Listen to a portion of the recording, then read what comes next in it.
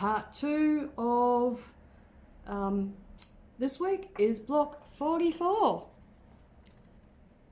Now, for the sake of naming it, because I fiddled around with this block a little bit, it's called Illusion. I think it looks pretty cool. Now, my colourway, I've actually moved my colours around, so you'll see on my block that it looks a little bit different to the one that I'm showing you here. So this is a really good one to play around with colours on. So here's the top half of my block. So I've done it so that this darker green kind of carries around, whereas on this version I've sort of alternated this turquoise colour, so you can get a few different looks depending where you put the colours. So there we go, I really like this one. Now this is, most of the units on this you're fairly similar with.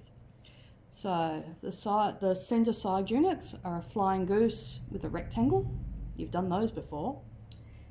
The next difference though is this unit in the corner, which is a striped unit. So we've got 2 strips of fabric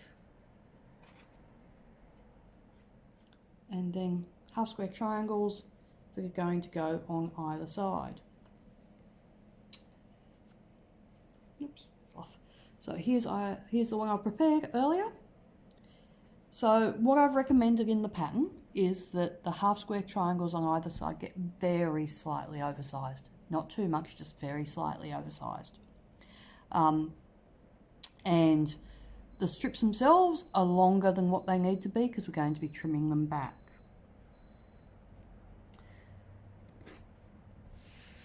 So I'm just going to show you how I trim this unit back.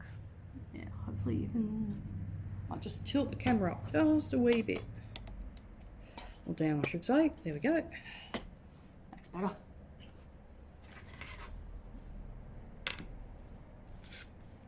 So the first thing I'm going to do is, all your rulers will have a 45-degree line on them. I'm going to make sure that 45-degree line is on the center seam.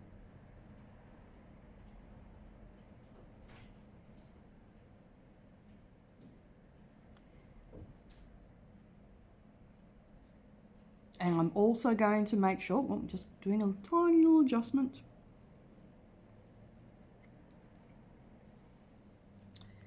I'm also making sure that the edges of the triangles are either on my ruler line or slightly outside of it. Now, I would normally do this on a rotating mat because I do not like cutting this way, but I'm just going to do it for the video.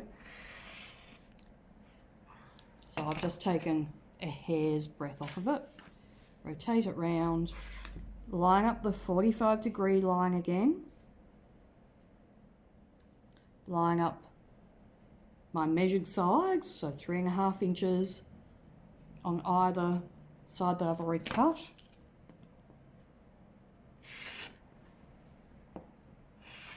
And then do another trim. And you can see here, you see that tiny little bit, that tiny little haircut. And there's that tiny little haircut. So the main thing we're looking for is that that center seam goes from point to point. Now, when you go to sew these 2 units together, I'm just going to make sure I get this around the right way. So, for instance, yeah, you could have it rotating that way. Oops, make sure I'm in the camera view. You could have it rotating that way. I've got mine rotating that way. Now, when you line these up, because we're rotary cutting, the measurements on this stripe block get rounded up a little bit, which means that geometrically it doesn't exactly match at the 1/4 inch mark where that centre seam on the flying geese unit and that diagonal seam match. It won't quite line up.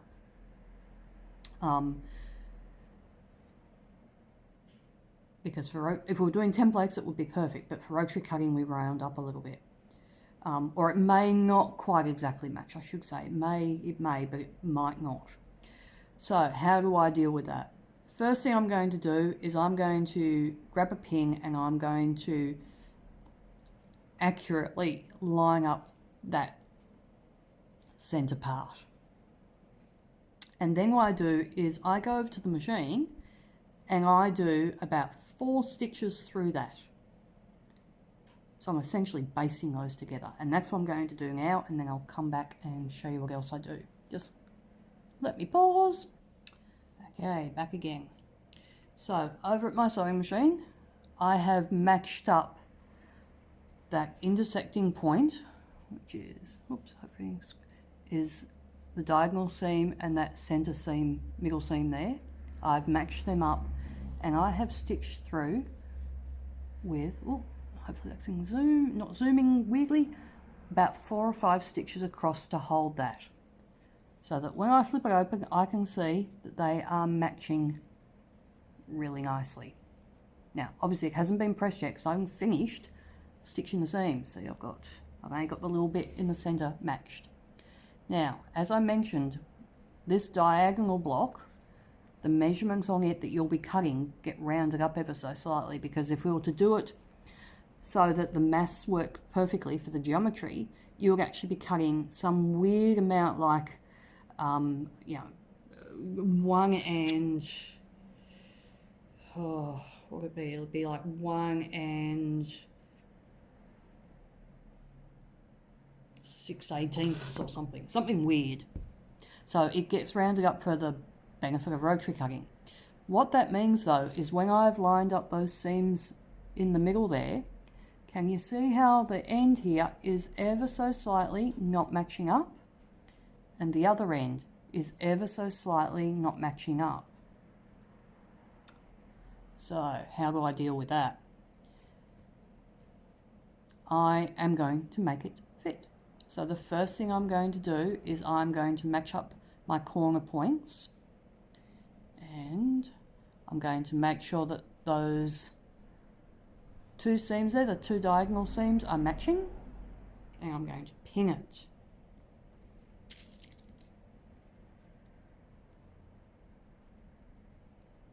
Okay, and then I'm going to match the other end.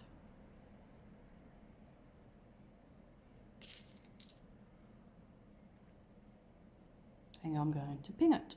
So I've got pins at either end, and I've got my little basting stitch in the middle. Now if I put this sideways on, what I kind of hope you can see is that the fabric here on the right, see how it's bubbling out a little bit? That's because there's a little bit too much fullness there. And it's the same on the bottom side here. The fabric on the left is bubbling out ever so slightly. I'm going to take these over to the iron and I'm going to give it a puff of steam. So what the steam is going to do, the steam is going to ever so slightly soak up that little bit of excess fabric. So I'm going to flip it over. I'm going to do the steam onto the top of that little bubble there, and I'm going to do the steam onto the top of that little bubble there. So I'm just going to pause and go over and do that. Okay, so I've put my little puffs of steam on, and I actually do press it while I'm doing that. And you'll notice now, where I've got it side on, you're not seeing the bubble of fabric. So that little bit of steam has just soaked it in a little bit. And that's because this is cotton, natural fibre, and we can do things like that with a bit of steam. So that's why, for me, I press all the time with steam.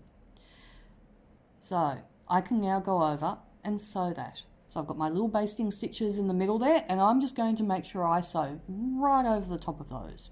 Not to the left, not to the right, just right over the top. And because I did have that little bit of bubbling there, as I'm sewing it, I'm ever so slightly holding the end as it goes through. The end I'm holding, I'm just putting a tiny little bit of tension on those fabrics so that I'm equalising if there is still any fullness there. That's my trade secret for how I make these match. A little bit of extra work, but I'm making the fabric work for me. Okay, so I'm just going to go pause and go over and sew this seam. Okay, so I've sewn my seam down there and I've stitched right over the top of my basting stitches. And when I open it up, I'm matching here because I basted it, so there's no way it was going to move. My point up here is matching and my top and bottom are matching. That's the beauty of cotton fabric. It is slightly malleable. You can bend it to your will just a little bit. Okay, so I've only got to finish making up my other little corner diagonal block and sew these ones together, but that is enough to get you started. If for some reason you really don't like doing these diagonals and making it fit, you could just do this as like a quarter square triangle block, but give this a go. Like I say, your seams may come out naturally matching exactly, but just because of the maths, it may be a little bit different there, and you're just going to make it fit. Okay. What you've probably may or may not have realised, because we've been working on 9-patch units, is that you've kind of got a build your own block system here. You can take, because these are all 3.5 inches, you can take this unit and some other units that we've made. You can recombine them, get lots of different blocks. So yeah, it's a really fun block. Oh, and my power on my light has just given out. I will show you here, now the light's gone out, you may or may not be able to see it. You may be able to see just ever so slightly a little bit of wrinkling on this fabric here, where I've eased them together. Once that's quilted, no, you are not going to see that. And especially once, eventually when the quilt gets washed, you really won't see it. So if you do see a little bit of wrinkling like that when you've eased them together, really don't worry about it. Okay then, bye.